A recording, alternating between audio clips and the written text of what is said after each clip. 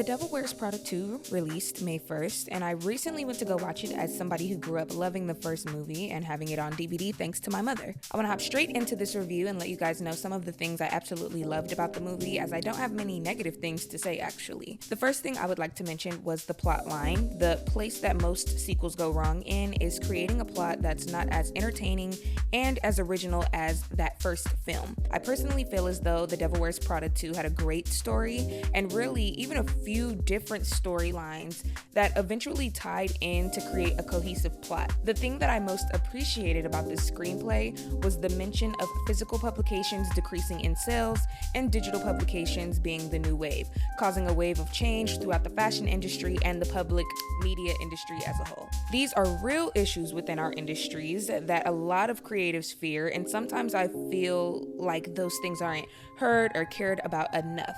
It felt realistic, and this is an issue that I'm glad they didn't gloss over or tried to create this fairy tale land where runway is still as successful as it would have been in the early 2000s like we saw in that original movie. I love that we got to see character development from Andy. Not much character development from Miranda at first, but towards the end you guys will get to see a different side of her. Of course, seeing Nigel back in his role was amazing. Stanley Tucci is a great actor, and I actually believe he is the comedic relief and a little bit of the heart of this film. He is the older generation of fashion who understands the business and understands how cutthroat it is and doesn't really complain but goes with the flow, and it's great to see that contrast with some of the new cast members like Amari, Miranda's new assistant. Of course, Emily is still, well, Emily, and she actually plays an interesting part in this film that you all will have to further understand after seeing it, of course. It really didn't feel oversaturated with dialogue that was unnecessary or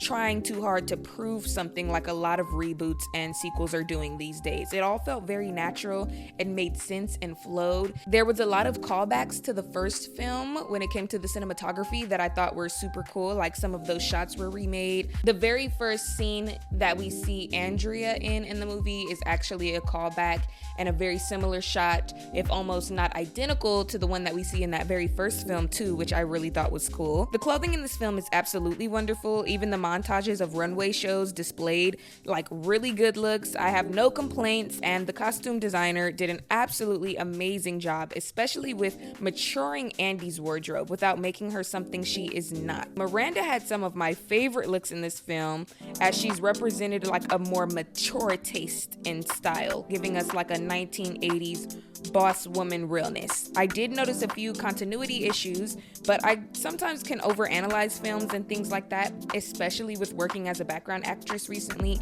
but those are things that make a film what they are. Not every movie is going to be perfect. The soundtrack for the film I thought was nice, and I really liked that. They ran back the Vogue style montage in a different way this time. All in all, I really think this was a great watch.